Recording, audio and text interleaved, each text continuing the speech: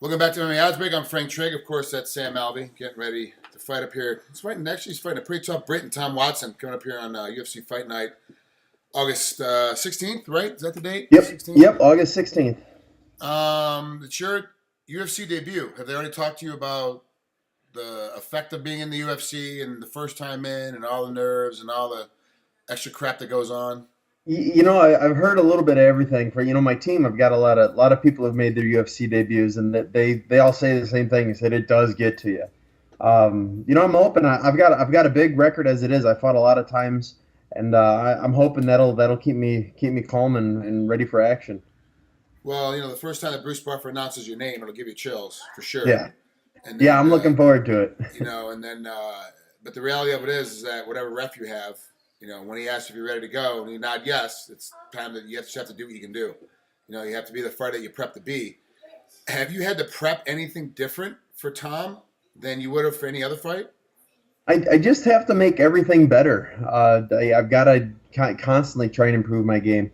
He is a UFC level fighter, and I've got to make sure I am. A lot of things they do is they try to bring guys in that kind of match up pretty well, and they kind of have like this UFC math: if two guys lose, and they put them together, and if two guys win, they put them together, and they're bringing you in. They're not giving you anything easy. Like, you're stepping in, and right away you're jumping into a guy like Tom Watson at 16-7. You're 23-5. You obviously have more fights, but he's been in the UFC for a while, so for him it's a bigger deal. It's a bigger fight. And I asked him, I interviewed him, how does he see this fight? If he beats you, what happens? And he said that really doesn't do much for his career. It doesn't really do much for his ranking. It's kind of, I'm back on a winning track. But for you beat Tom Watson. It moves you up the ranks. It moves you up. It gives you it's a great way to walk into the UFC. It gives you a big jump up. Do you see Tom as a big jump up in competition because of the quality of competition he's had? I've fought a lot of good fighters throughout Bellator and the MFC and even a couple overseas. Tom is probably one of the best of them. But more to me than making a big statement with the UFC is I want to put on a fight that people want to see me fight again. I'm going to go out there and I'm going to win. It's going to happen, but I'm going to win in a style that people want to see me again. I want to become a name people want to see in the UFC, that people tune in to watch me fight. And that's really what I'm fighting for. I'm going to win, but I want to do it in a way that people want to see it again. How do you see this fight breaking down? Is it going to be the two of you staying in the center and just trying to swing for the fences? Or is it going to be, you ducking and moving, or him running away from you? Or how do you see this fight breaking down when it first starts? I've seen a bunch of his fights. I'm sure you've seen a bunch of mine, and nobody's lying. We like to hit, and we can both take a hell of a punch too. So I could definitely see there being a couple big blows thrown. I could see us chasing each other across the ring. And you know what? I'm kind of preparing for it. I've got to make sure my cardio is 100% because he's completely capable of going a hard 3 rounds, and I am too. But I got to make sure that I can go harder and faster and longer than him. He seems to be able to get the decision. He gets into the later rounds very well. He seems to be still in great shape, still able to go hard. He's a very smart fighter. He's very good with his hand placement and what kind of punches he's throwing at you. Like, he's very smart in that sense.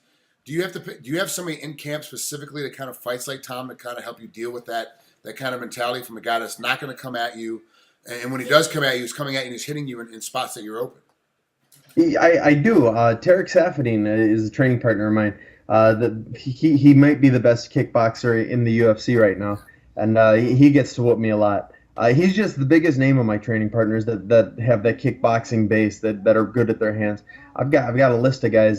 Today we brought in another stud kickboxer, and he's beating me up pretty well. So I'm doing everything I can to make sure that no matter what Tom Watson throws at me, I'll be able to counter and I'll be able to place my hands on him. Well, Sam, it's been a long time coming. I got to commentate a lot of your fights when you're at MFC.